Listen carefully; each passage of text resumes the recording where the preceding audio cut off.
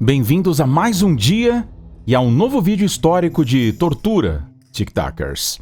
Temos no canal vários vídeos terríveis de castigos que eram praticados na antiguidade, tanto físicos quanto psicológicos.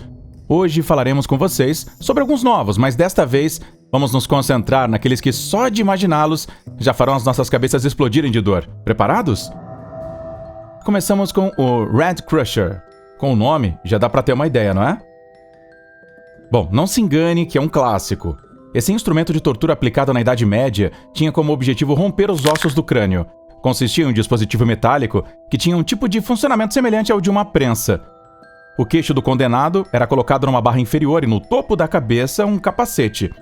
Além disso, havia uma espécie de parafuso gigante com uma manivela que controlava a pressão. Cada volta da manivela, o parafuso baixava o capacete, empurrando a cabeça para baixo com grande força. Os efeitos produzidos por esse processo são mais que evidentes. Primeiro, os dentes eram quebrados, e eles continuavam girando, então quebrava-se a mandíbula. A tortura macabra continuava enquanto os globos oculares saíam das órbitas, e através dessas mesmas cavidades dos olhos, o cérebro escorria como um purê. Também era comum que parte do cérebro saísse pelas narinas e ouvidos. A pressão era tão grande que explodia por todas as rotas de fuga de uma cabeça humana. Já avisamos vocês, Tic-Tacers, só de imaginar isso iria doer. Esse mesmo sistema era usado em duas torturas muito semelhantes: o triturador de polegar ou então triturador de joelho. O triturador de polegar era uma tortura que consistia, como o próprio nome sugere, esmagar então as unhas, falanges e os nós dos dedos, lenta e progressivamente. A faziam com uma ferramenta especial, que tem o nome a essa tortura, triturador de polegar, composto por duas placas de metal e dois parafusos.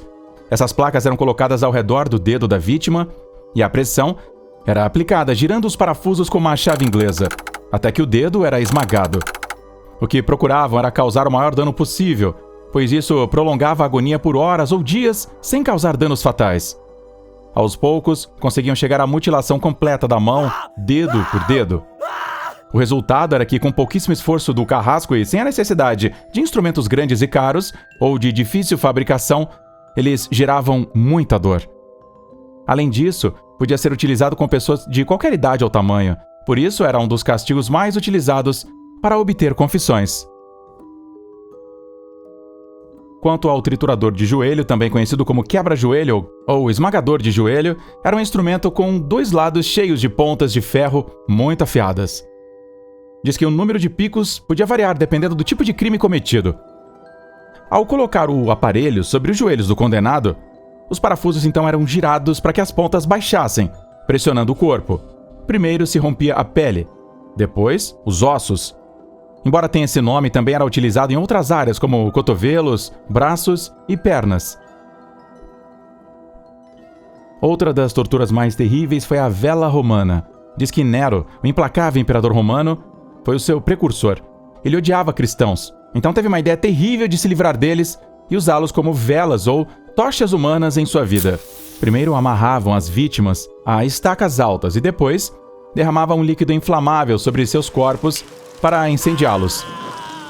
As chamas começavam nos pés, prolongando a agonia e o sofrimento. Eles usavam um líquido inflamável, mas que não queimava muito rapidamente. Matá-los logo? Não seria divertido para o imperador? Ele queria ver como as vítimas se contorciam ao sentir o fogo queimá-las, e que o terror de ver como eram queimadas vivas era outra tortura. Depois dos membros, as chamas subiam pelo tronco e finalmente atingiam a cabeça. Depois que a sua pele caía e seus músculos e órgãos eram consumidos pelas chamas, seus restos mortais permaneciam na estaca. Dessa forma, eram mostrados como troféus, deixando claro o poder do imperador e, sobretudo, o que poderia acontecer se alguém ousasse se opor a ele ou ser seu inimigo. A próxima tortura da qual falaremos é Poena Clay, mais conhecido como pena de demissão. Foi usada com pessoas acusadas de parricídio, ou seja, matar pais, irmãos ou outro parente próximo. A punição consistia primeiro em cobrir a cabeça do condenado com um saco de pele. Então, eles o amarravam e começavam a espancá-lo até sangrar. Em alguns escritos é mencionado que o açoitavam com o que chamavam de virgis sanguinis, uma espécie de vara, e colocavam sapatos de madeira nele. Enquanto isso, ele não via nada, só sentia fortes dores causadas pelos golpes e a falta de ar por estar com a cabeça coberta. Assim que o consideravam que o haviam deixado gravemente ferido, colocavam num saco de couro de boi grande o suficiente para caber inteiro. E além disso, colocavam vários animais vivos dentro. Um galo, uma cobra, um macaco e um cachorro. Depois, costuravam a bolsa. Os animais enclausurados enlouqueciam, se ferindo cegamente uns aos outros. Seu instinto de sobrevivência para tentar sair se manifestava na forma de brigas, mordidas, picadas que destruíam o corpo do condenado. Como se não bastasse o castigo, mais tarde, jogavam aquele saco na água, seja mar, lago ou rio. Se os animais não acabassem com a vítima, ela acabaria se afogando, seja por falta de oxigênio, se a bolsa fosse costurada de forma que ficasse totalmente hermética, ou pela água, caso houvesse algum vazamento. Bem, não só ele, os pobres animais sem culpa nenhuma, também eram levados a uma morte agonizante. Quem recorria a essa tortura se baseava no fato de ser uma forma de castigo que impedia o agressor de contaminar os 4 elementos: fogo, água, terra e ar. Por esse motivo, ele era colocado na bolsa de couro para não morrer em contato com nenhum deles. Continuamos com o empalamento. Muitas civilizações e culturas praticavam essa terrível forma de tortura. Consistia em empalar a vítima com uma estaca longa, afiada e muitas vezes untada. Às vezes faziam isso longitudinalmente e outras vezes transversalmente. Para o longitudinal, a pessoa era colocada em cima da ponta e ela era inserida através de suas partes íntimas, ou região inferior do abdômen. À medida que a gravidade cobrava o seu preço, a ponta passava por eles, evitando órgãos importantes saindo pela pele do ombro ou o pescoço. Uma pessoa poderia sobreviver a isso por várias horas ou até dias. Dizem que os empaladores experientes eram aqueles que conseguiam inserir a estaca com perfeição, evitando todas as áreas que resultariam em morte quase imediata. Em outras ocasiões, quando não se importavam que a morte fosse mais rápida, a estaca atravessava tudo dentro deles, saindo pela boca. Quanto à punição transversalmente, a bengala perfurava o tronco, seja de frente para trás ou vice-versa. A estaca permanecia cravada no chão, deixando a vítima pendurada. E dessa forma, era realizada uma demonstração pública de poder. Esse tipo de tortura aparece em vários escritos antigos. Graças a eles, hoje sabemos que foi utilizada em civilizações como o Império Neo-Assírio, o Império Persa ou a Roma Antiga. Também foi usada na Romênia pelo príncipe Vlad III da Valáquia, conhecido como Vlad o Empalador. Seu apelido já diz tudo, não é? Certamente lhe parece mais familiar porque é a inspiração histórica para o personagem Drácula, criado por Bram Stoker. Esse príncipe se destacou pela sua grande crueldade. Acreditava-se que Vlad descobriu o método de empalamento na adolescência, durante o período que passou como refém do Império Otomano. Posteriormente, ele utilizou em inúmeras ocasiões com as pessoas que condenou, empalando cerca de 20 mil pessoas em um único cenário, a chamada Floresta dos Empalados. Mais tarde, ele foi capturado e dizem que, enquanto estava preso, a sua obsessão por empalar era tão grande que ele arrancava lascas de madeira do chão e as enfiava em corpos de ratos, camundongos, aranhas e outros pequenos animais e insetos que ele pegava, e ele os colocava na janela como troféu.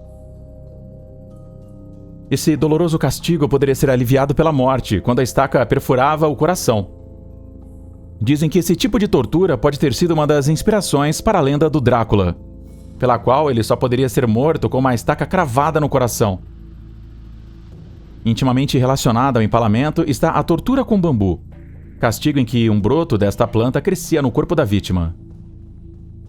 Primeiro o amarravam firmemente sobre uma superfície, depois, um ou vários brotos de bambu. Depois de vários dias, o broto, muito afiado e de crescimento rápido, começava a perfurar a sua pele.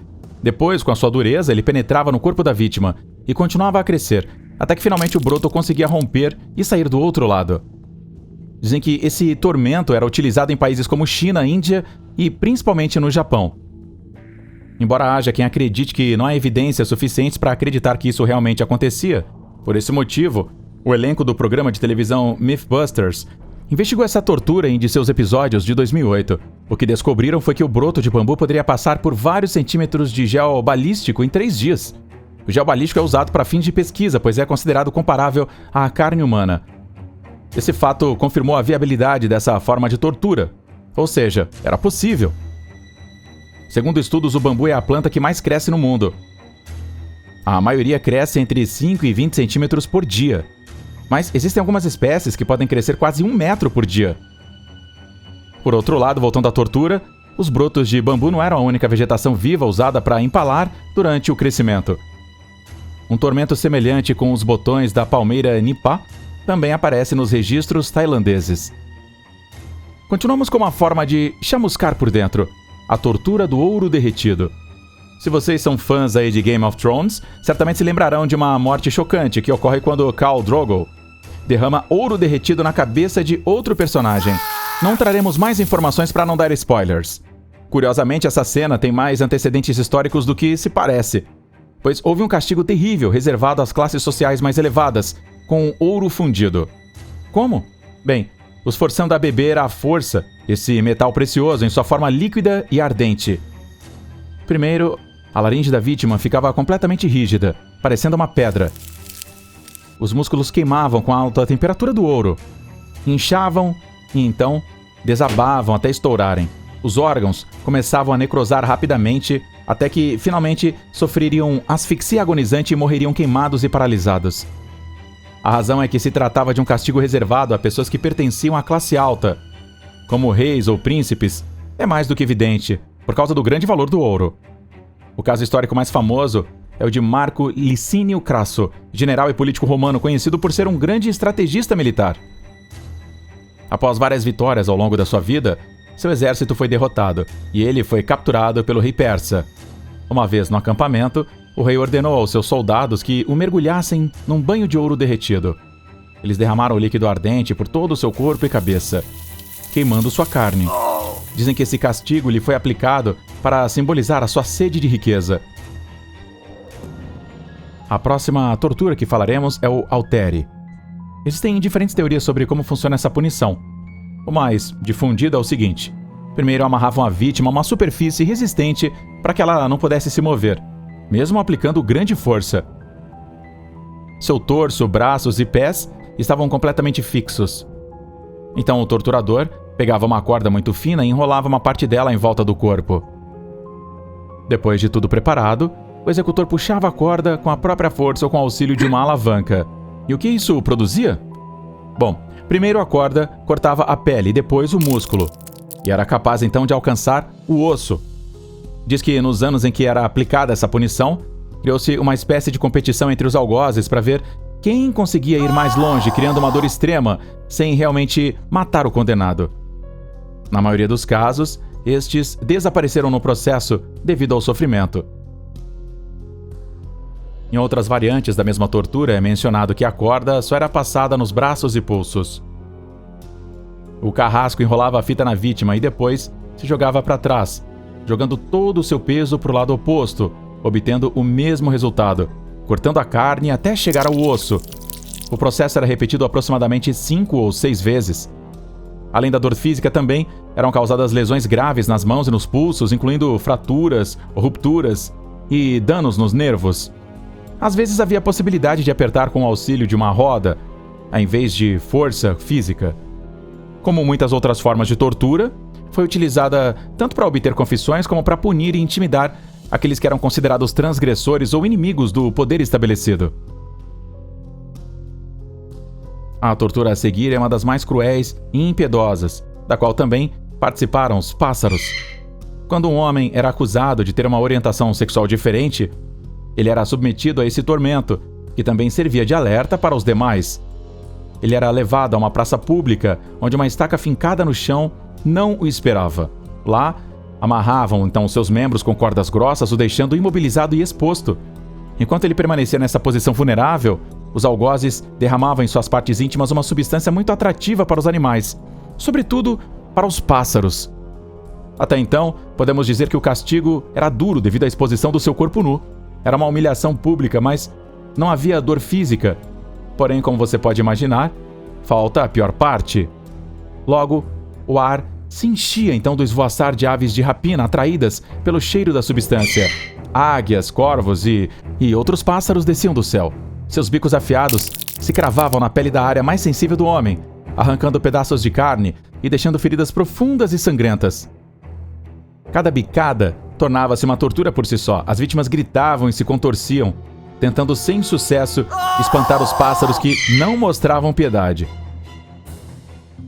E por fim, embora já tenhamos um vídeo no canal, essa compilação de punições não estaria completa sem fazer uma pequena menção à tortura na serra. Cortar uma pessoa pela metade já é algo doloroso. Mas se somarmos a isso o fato de que penduravam pelos pés com a cabeça para baixo, enquanto ele sentia como se estivessem encerrando ao meio, nos encontraremos diante de uma das piores torturas da história. Devido à posição invertida da vítima, os torturadores garantiam que ele não perdesse muito sangue, que o oxigênio suficiente chegasse ao cérebro, garantindo uma morte lenta e dolorosa até o fim. A vítima não perdia a consciência até que a serra atingia o umbigo e, às vezes, até o peito. Não podemos nem imaginar o quão terrível deve ter sido morrer assim. Essa lista de torturas poderia continuar com muito mais. Infelizmente, os humanos têm realizado essas práticas há dezenas de séculos. Embora a situação seja muito diferente atualmente, ainda existem vários países onde ainda são realizadas com frequência, viu? Se você está querendo conhecer mais exemplos de torturas históricas, você pode acessar a playlist que nós temos aqui no canal. Você ficará surpreso ao conhecer casos como o escafismo, o berço de Judas e também a tortura da roda. Se você gostou dessa sessão, não esqueça de nos contar aí nos comentários com mais exemplos para incluir aí no próximo vídeo. A gente se fala na próxima. Tchau! Não se esqueça de se inscrever e deixar seu like se você curtiu. Até o próximo vídeo!